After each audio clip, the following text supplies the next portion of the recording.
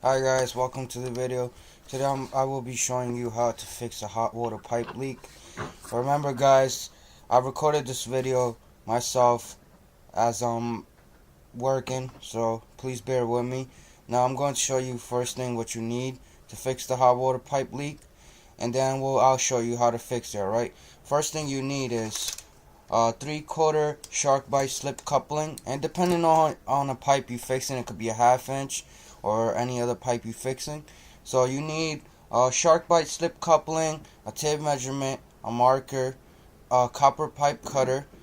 Suggest you get a 3/4 and a 1/2 inch combined, and you need a straight coupling. That's only if you replacing a big portion of the pipe, and obviously a copper pipe.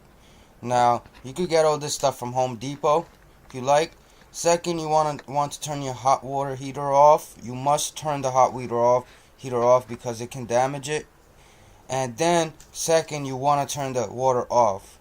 Now, this must be done before you do any other process. Remember, guys, water can leave big damage. So, alright, once you turn off the water, you have to drain. Make sure the pipes are drained. Now, it will never fully be drained, but you want to drain as much as you can. So once you cut the pipe, it doesn't come out, bursting out all over you or your stuff. Now, please remember this. I've done this before, so if you're going to do this and you've never done it before, please remove any important stuff under the pipes or anywhere around there, and have a big bucket in your hand, so once you cut the pipe, you can let all the water into the pipe. Now, once you open your faucets, and this is only for hot water, so you only have to open the hot water.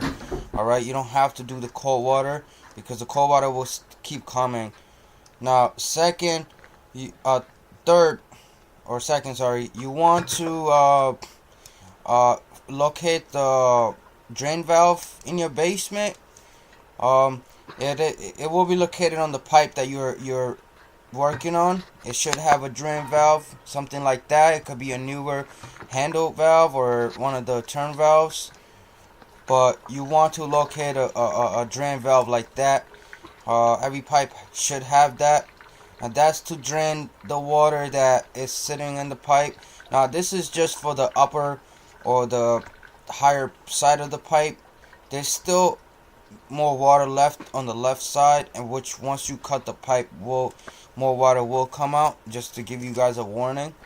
Alright, now this is where I will be cutting the pipe. Now in my case, I have to cut the pipe in a longer portion, because now you see, this is what I was talking about, a lot of water coming out. I have to replace the big portion of the pipe because it's damaged. It was damaged, so I decided to cut a big portion. So that's why I needed a straight coupling, a shark bite straight coupling, and then you will definitely need a shark bite slip coupling.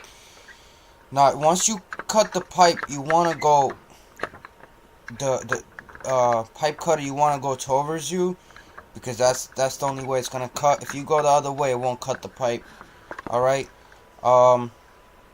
Now you can always look up the video how to cut a pipe or how to use the pipe cutter and stuff like that. And alright, now once you cut the pipe, there it goes, it's done.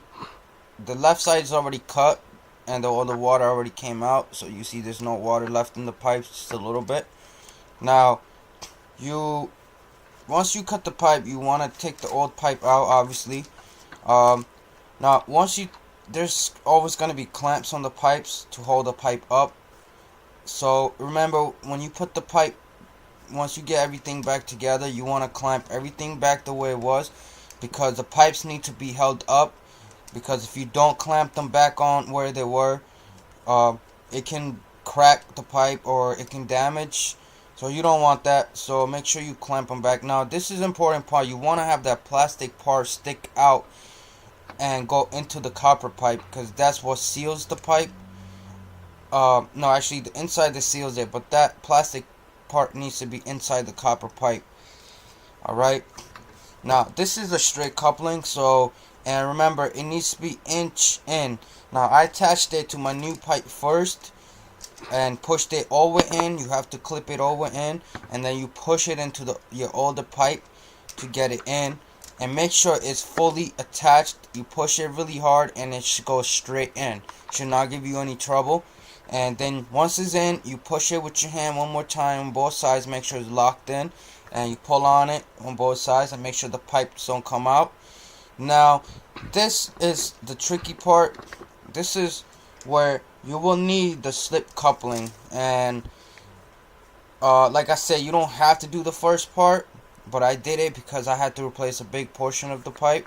Now you need a marker to mark your pipe.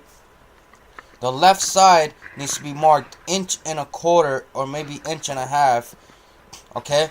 And because that's where the slip coupling will be sliding into. But the first thing you want to do is mark the left pipe 1.25 and then mark the right 1.5 or 1.25, and then you want to mark the right side of the pipe 1.25 or 1.5. Okay, once you're done, once I'm done with this, I will show you how to slide the slip coupling in. First thing you want to do is slide. It will say, the slip coupling will say the slide in part, and that's the part that you will slide into the right side. Okay, you want to slide the slip coupling into the right side first, and once that's slid in, you want to slide it over to the right side. Okay, and then you grab your left pipe and you put the tool it came with, slip coupling, it comes with the tool. You put the flat side, as I will show you right there. The flat side goes on the pipe, on the coupling, and it has a little plastic part. You will push hard onto it and slide it on inside into the left side of the pipe. Alright, now it's a little tricky, but it is not hard. You have to just, try a couple of times if it doesn't work for you. But it will work. Trust me, I just did it. Alright?